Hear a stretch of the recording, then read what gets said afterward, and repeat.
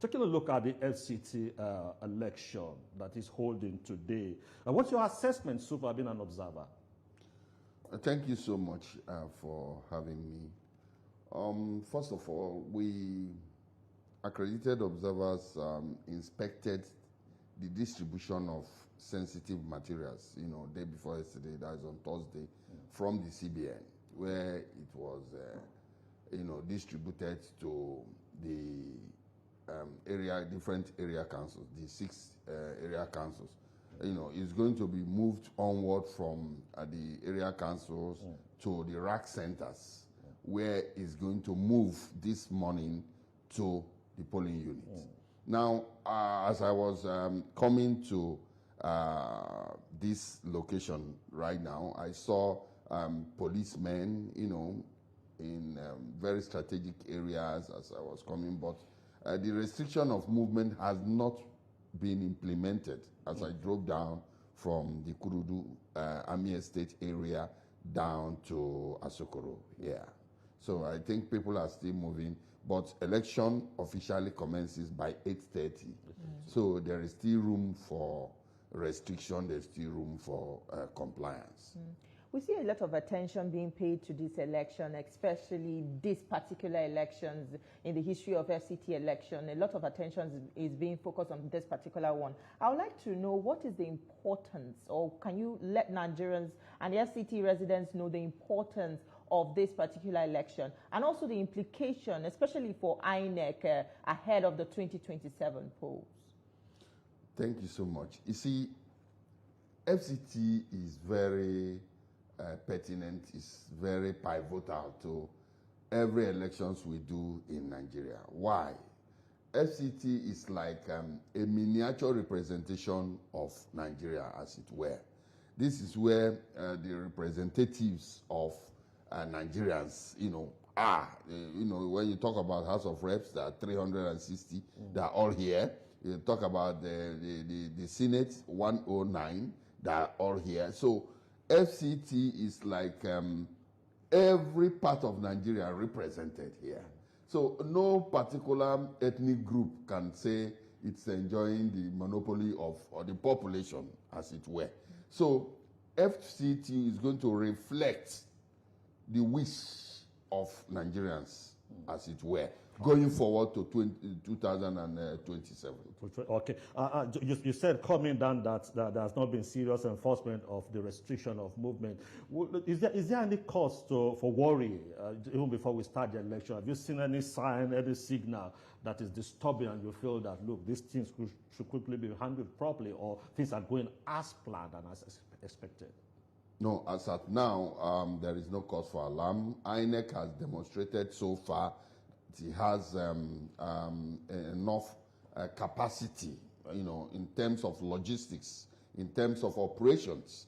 INEC so far has demonstrated capacity to handle the FCT area council election and the off-cycle elections, in some areas in Nigeria like Port Harcourt and, some other parts of the country. So I think Professor Joash Amopitan, going forward, is doing well. From what we have seen, is a determined person. He has also raised his voice that do vote buying and go to jail, different from what we used to see before. But for it to be implemented, we want to see the ICPC and the EFCC enforce it to the letter. Well, FCT has always recorded voter apathy during the council polls. Now, would you say this is because of lack of interest on the part of voters, or would you say that there's sort of a lack of sensitization, or there's some sort of fear in the minds of residents? Well, it's not just one particular reason. I think one of the reasons why we have voter apathy is that the sensitization fundamentally is faulty. People believe that sensitization will be left for INEC alone. That's what people, believe. But sensitization should be done even by political parties, by civil society organizations, by churches, mosques, town hall meetings and all that, village, meetings. Sensitization should be broader. But ironically, here, we believe that once it comes to election, everything is INEC. Your wife did not cook good soup, INEC. So it's their game. Yeah, it is their game, but I think it's collective responsibility. Every critical stakeholder should be involved. Every critical stakeholder must perform his own stake. If you say people should come out and vote and there are no security, for instance, nobody will want to come out. Help us understand the process. From 8:30, what is expected of voters when they get to the polling unit? Take us through the various points of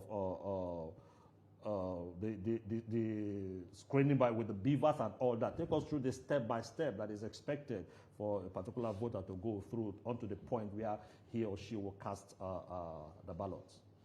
Yeah, first of all, as an electorate, as a voter, once you come to a polling unit, the first thing you do is to go to where all the names are pasted to identify your name, and then to be sure that your name is actually in that particular polling unit where you are standing, or where you are queuing up, So once you identify that, that is assignment number one.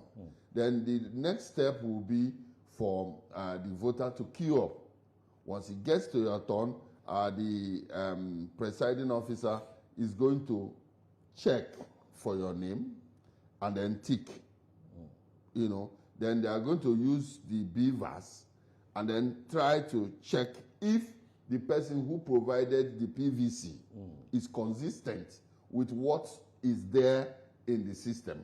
Once it affirms it, it is either via your thumbprint or via your eyes. It's going to capture you, and once it is consistent, they are going to tick, and then give you a stamped and signed ballot paper, for which you are going to now move into a cubicle.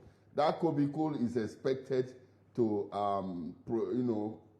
restrict any other person should not see you, when you exercise your franchise. But ironically, those who perpetrate vote buying and all that have a way of, putting them, standing in strategic areas to be sure where the person has voted, to be able to, because vote buying has gone more sophisticated than it used to be before. So these are some of the things we saw in Anambra, moving forward now.